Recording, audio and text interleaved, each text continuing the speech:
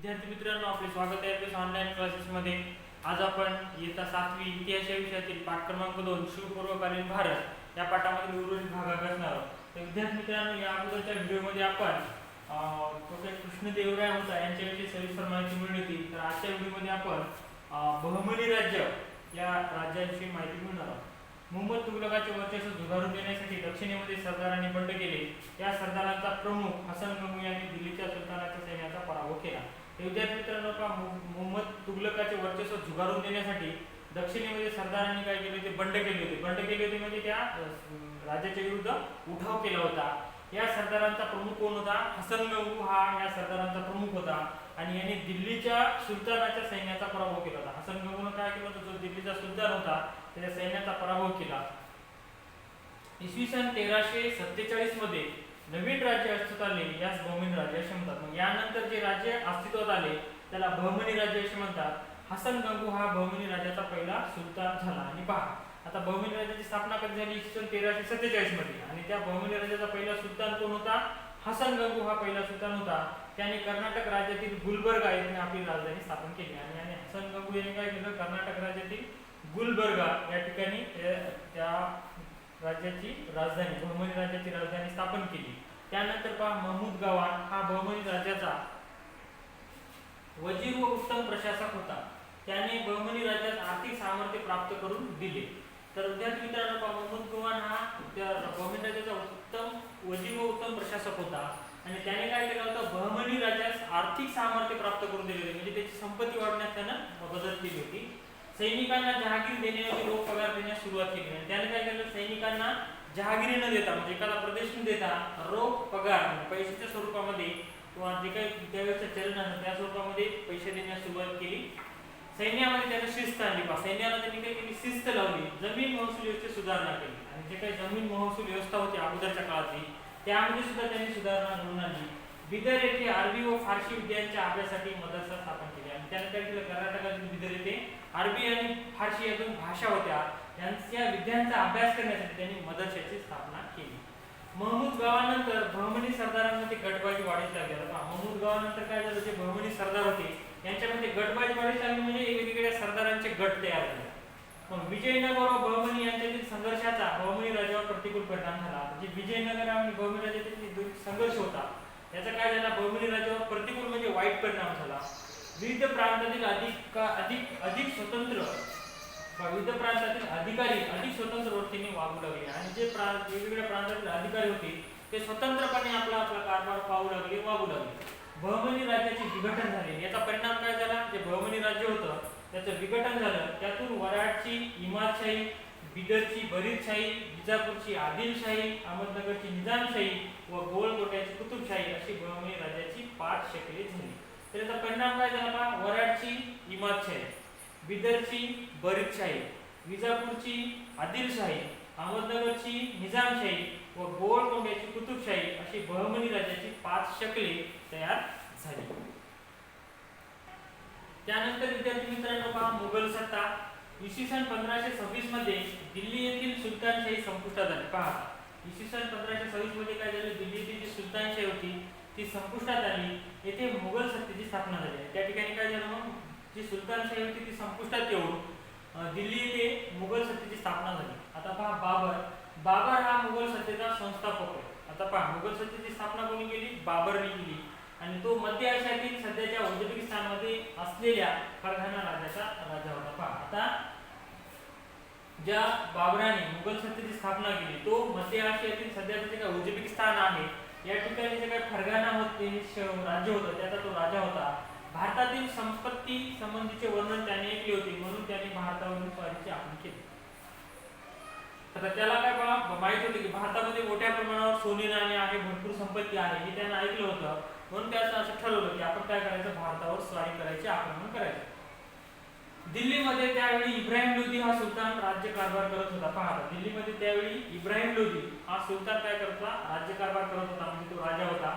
सुलतानशाहीतील पंजाबच्या प्रदेशात दौलत खान लोधी हा प्रमुख अधिकारी होता. आणि सुलतानशाहीचा जो पंजाब प्रदेश होता त्या प्रदेशामध्ये दौलत खान लोधी हा त्या ठिकाणचा अधिकारी होता. इब्राहिम लोधी व दौलत खान लोधी यांच्या संबंधामध्ये संघर्ष निर्माण झाला. पहा, इब्राहिम लोधी आणि दौलत खान लोधी यांच्यामध्ये काय झाला, संघर्ष म्हणजे वाद निर्माण झाला.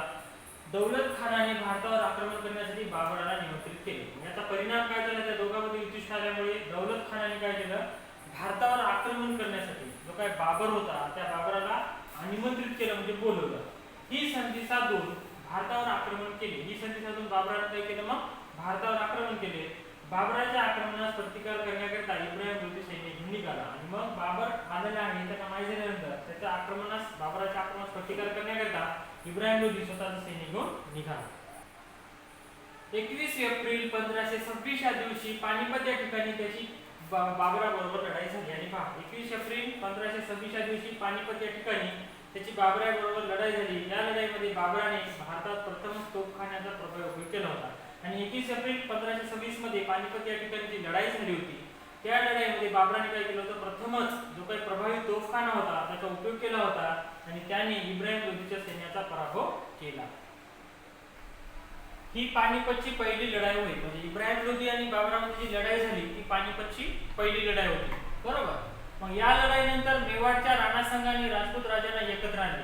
आता ही लढाई झाल्यानंतर मेवाडचा जो राणा संघ राजपूत होता, राजपूतांनी काय केलं, राजपूत राजांना त्यांनी एकत्र आणले. म्हणजे मेवाडच्या राणा संघाने राजपूत राजांना एकत्र आणले. बाबर आणि राणा संघ यांच्यामध्ये खानुआ या ठिकाणी लढाई झाली. पहा, आता बाबर आणि राणा संघ यांच्यामध्ये खानुआ या ठिकाणी लढाई झाली. या लढाईत बाबराचा जो तोफखाना आणि त्याचे राखीव सैन्य यांनी प्रभावी कामगिरी केली. आता पहा, खानुआ या ठिकाणी लढाई झाली होती बाबर आणि राणा संघामध्ये. तर या ठिकाणी जो काही बाबराचा तोफखाना होता आणि त्याचं जे काही राखीव सैन्य होतं यांनी चांगली कामगिरी केली आणि राणा संघाच्या सैन्याचा पराभव झाला. इसवी सन 1530 मध्ये बाबराचा मृत्यू झाला. आणि त्यानंतर काय झालं, इसवी सन 1530 मध्ये बाबराचा मृत्यू झाला. त्यानंतर विद्यार्थी मित्रांनो, माहित आहे का तुम्हाला, बाबरानंतर हुमायून इसवी सन 1530 ते इसवी सन 1539, इसवी सन 1955 ते इसवी सन 1556 मध्ये गादीवर आला. म्हणजे बाबरानंतर हुमायून इसवी सन 1530 ते इसवी सन 1539 व इसवी सन 1555 ते इसवी सन 1556 या कालावधीमध्ये तो गादीवर आला. हुमायूनच्या कारकिर्दीत शेरशहाने त्याचा पराभव केला व दिल्लीच्या गादीवर सूर घराण्याची स्थापना केली. आता हुमायूनच्या कारकिर्दीत काय केलं, शेरशहाने पराभव केला आणि दिल्लीच्या गादीवर सूर घराण्याची स्थापना केली. हुमायून नंतर अकबर इसवी सन 1556 ते इसवी सन 1605 गादीवर आला. हुमायून नंतर परत कोण गादीवर आला, अकबर इसवी सन 1556 ते 1605.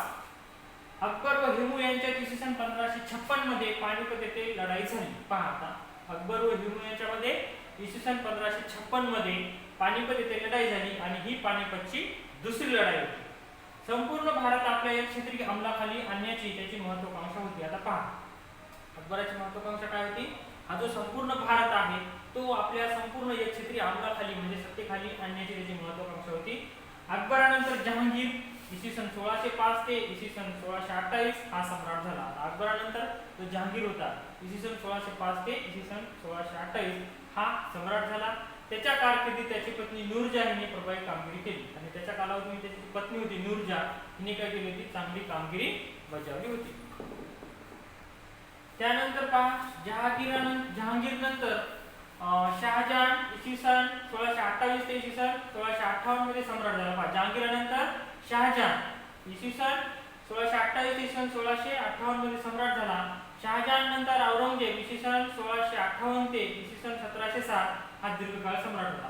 तर शहाजहान नंतर जो औरंगजेब होता इसवी सन 1658 ते इसवी सन 1707 पर्यंत हा दीर्घकाळ सम्राट होता. त्याच्यानंतर त्याच्या मृत्यूनंतर मुघल साम्राज्य खिळखिळे झाले. म्हणजे औरंगजेबाच्या मृत्यूनंतर जे काही मुघल साम्राज्य होतं ते लयास जाऊ लागले. अकबर हा मुघल घराण्यातील सर्वात कर्तबगार राजा होता. अकबराने भारत स्वतःच्या एक क्षेत्रीय अंमलाखाली आणण्याचा प्रयत्न केला तेव्हा त्याला विरोध झाला. महाराणा प्रताप, चांदबिबी, राणी दुर्गावती यांनी अकबराविरुद्ध केलेला संघर्ष उल्लेखनीय आहे. तर विद्यार्थी मित्रांनो, अकबर हा मुघल घराण्यातील कर्तबगार राजा होता आणि अकबराने काय केलं होतं, भारत स्वतःच्या एक क्षेत्रीय अंमलाखाली आणण्याचा त्याने प्रयत्न केला होता. तेव्हा त्याला विरोध झाला. महाराणा प्रताप, चांदबिबी, राणी दुर्गावती यांनी अकबराविरुद्ध केलेला संघर्ष उल्लेखनीय आहे. विद्यार्थी मित्रांनो, अशा पद्धतीने आजच्या व्हिडिओमध्ये आपण थोडक्यामध्ये बहमनी राज्य आणि मुघल सत्ता यांच्याविषयी सविस्तर माहिती मिळवली आहे. या पाठामध्ये उर्वरित भाग आहे तो आपण नेक्स्ट व्हिडिओमध्ये अभ्यासणार आहोत. थँक्यू.